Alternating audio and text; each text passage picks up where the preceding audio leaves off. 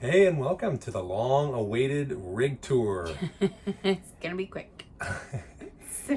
Welcome to our 2018 Thor Miramar 37.1. This baby is 39 feet long and can sleep 10 people. Two full baths, 12 feet 11 inches tall, and we're going to try to show you as much of it as we can in a short time. You ready? Super quick. The first rig tour we did, we kicked the kids out. We tried to clean everything. As we say in the Robeson household, you get what you get and you don't get upset. That's right. Here we go. 5 kids, full-time on the road with 7. This is it. This is as good as you get.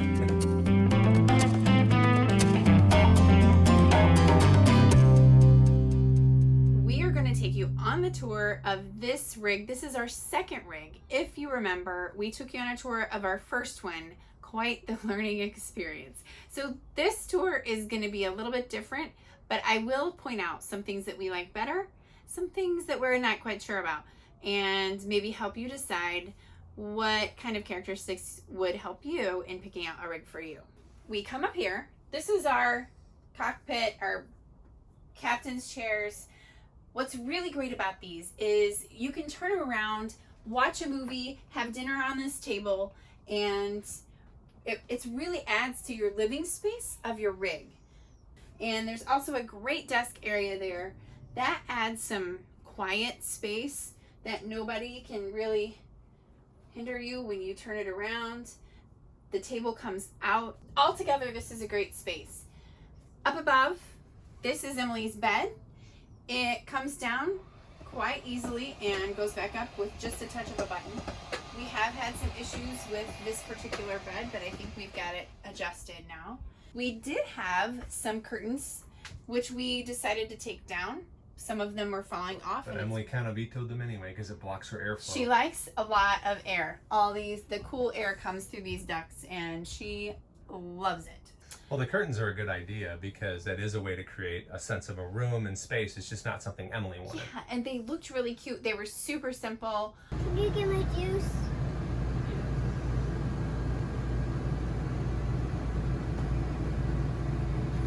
We took the command strip Velcro and we stapled it to the curtains. We just had the regular staples and not the industrial staples that you would have used from Home Depot. Those would have worked perfect. They would have stayed. You don't rip them down or off. It's just you tuck them in and put the bed up and it looks very cute, very neat. Good idea. Yeah, so it was super easy to do. I was trying to figure out how do I get a pole that long. It worked out great, but she decided she didn't want them. Moving on to the kitchen. This kitchen is not as homey as the fifth wheel. We don't have the island. We don't have as much counter space for sure. But there's still quite a bit of cabinet space and still a very nice double sink. We did hang this paper towel roll. So that's a little upgrade that we did. And we also put this spice rack. Anything that you can get off of your counters or out of your drawers will help you out when it comes to saving some space. The cabinets are pretty deep. They're extremely roomy. We've got 1, 2, 3, 4, 5 big cabinets and 4 big drawers. They're pretty high quality, all wood, and they're actually very deep. So lots of room for all your cookware.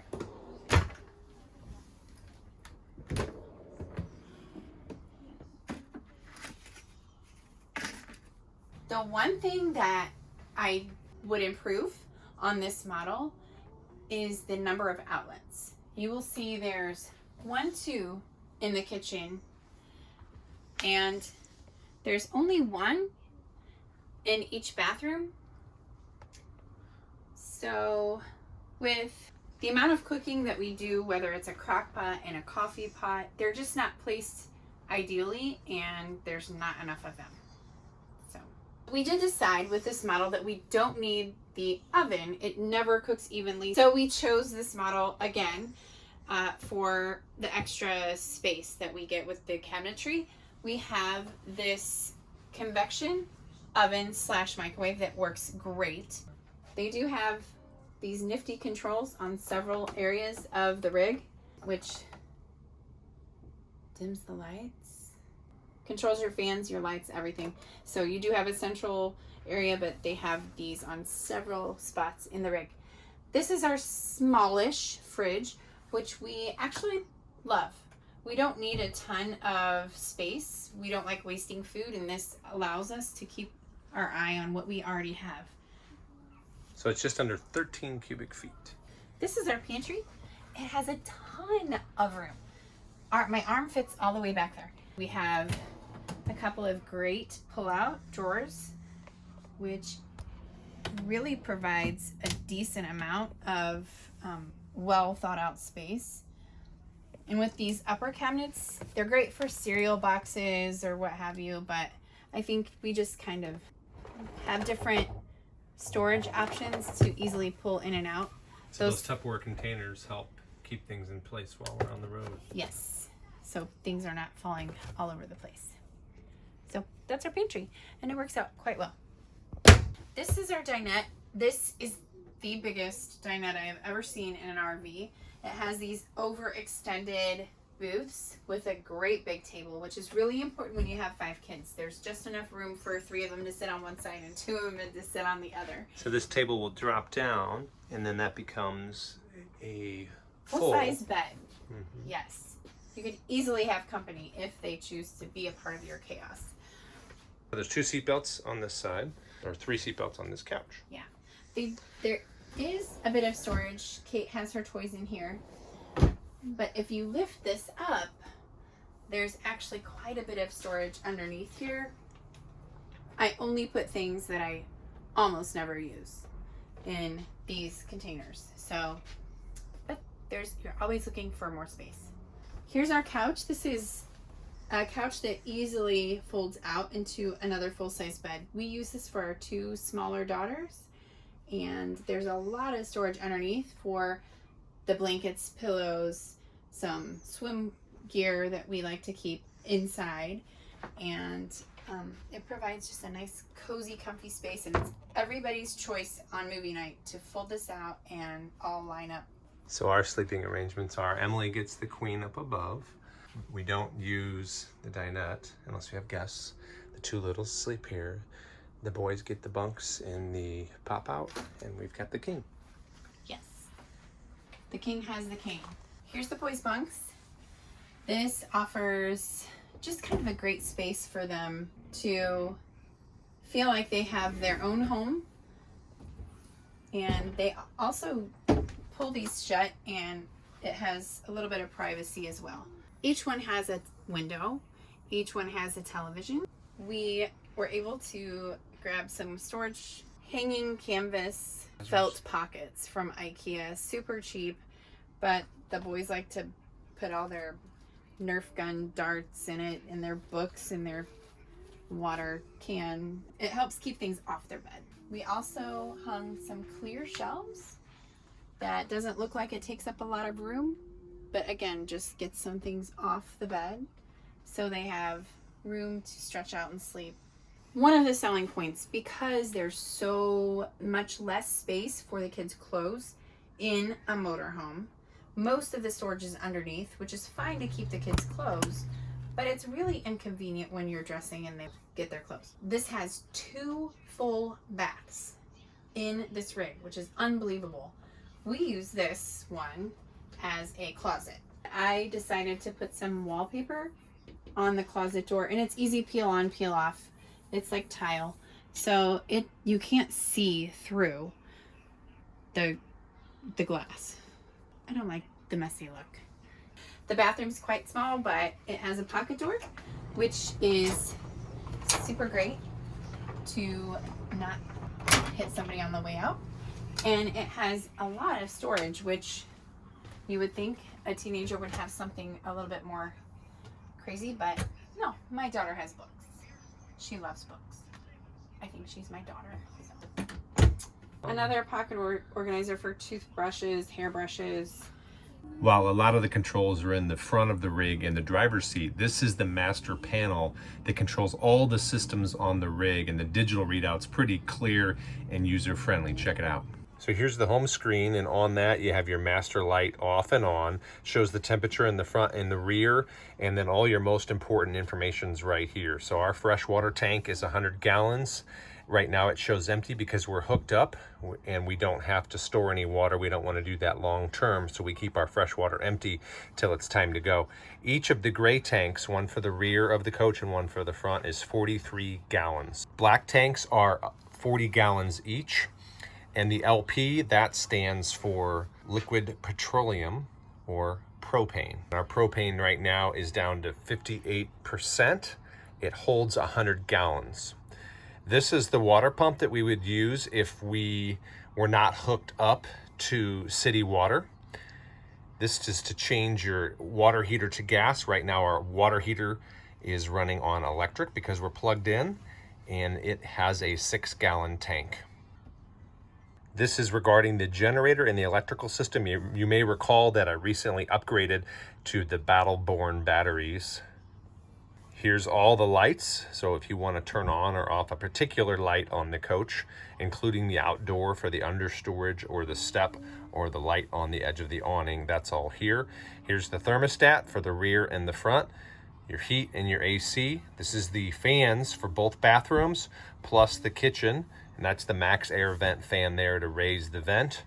Here's where we control the slide outs and the awning here. So it has a little warning to take you through the steps to make sure you don't make a mistake with your slide outs. We really love our awning because it has a wind sensor on it, and it's only engaged a couple of times, but that's pretty wonderful that way you don't have to worry about that getting damaged from a storm. Here we can control Emily's bunk. We can also do it up in front by the dinette booth. As you can see, this coach has 3 slide outs, and the only thing that's not controlled on this panel is the auto leveling system, which is in the front of the coach next to the driver's seat. All right, I'm going to show you one of the 3 things that I really like about the master bedroom. Bam, there it is, a door. The next thing we really appreciate is the bed lift, but it's a win-lose. Absolutely. We love the fact that this bed electronically lifts into a seated position, which gives us a ton of floor space, and that is always beneficial. But I also do not like the fact that it's difficult to make and keep it made as the bed lifts up. There's not a ton of light, natural light in here. This is the only separate room in this motorhome, so it's definitely a place we like to come, get away, to be quiet and rest. Another thing I love is the fact that we have a washer dryer, a combo unit. It's great. Like, our neighbors are always running to the laundromat wherever we're at, but the downside is the wrinkles. You can't get away from the wrinkles. We have done a few things in here with some lighter wallpaper. It's like a peel and stick shiplap, and it just lightens up the space. Each child has their own drawer that is kept in here. Besides the spare bathroom, this is the only space that they really have for their clothes on the interior of the motor coach.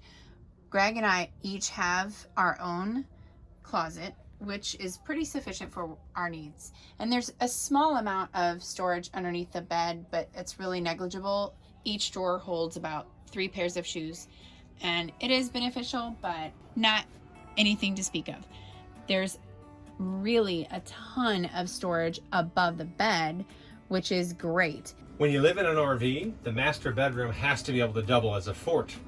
So I'm not going to take it all the way down, but I wanted to show you what Dee did with these storage compartments up above. So she hot glued this fabric to these baskets to make awesome utility laundry baskets. So you could do tools, electronics, t-shirts, laundry, fold up stuff, just like I've done here. But that's a great use of this space up here. I've claimed most of them because of my height and my reach, but I love it. And obviously the kids are loving it too. Here is the control panel for the sound system. There's 2 speakers here in the master bedroom, 2 out in the main area, and 2 outside for the outdoor TV. all controlled here, and there's a Bluetooth app you can download.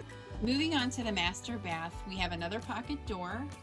I've also wallpapered in here, and it's a little bit crazy, but this is the motorhome, and I can be crazy if I want to be crazy. It adds a little bit of cheer to my morning, a little bit of liveliness. There's also a ton of space in regards to the storage. It's pretty narrow storage, but we find things that work. He has done a great job with the little storage containers from places like IKEA to maximize this space. These shelves in these cabinets all have ridges on them, which helps to hold it in place. But she grabbed these little baskets to help make the best use of this space. 3 of these bays on the Miramar are pass-through, so they go from one end of the rig to the other. Awesome for storage. You just have to know what you want to put where for daily use. Dee was talking about how great the undercarriage storage was for laundry, but also for tools and toys. You just have to do some planning. So here is the other side of that pass-through storage. Car seat we don't use, an outdoor pan for cooking on a fire, and some tool bins. We make these stackable. These little pull-out doors, super helpful for underneath here with organization. That gives you an idea of how to use the undercarriage space. I hope you enjoyed our RV tour. Thanks for watching. Please come back with me.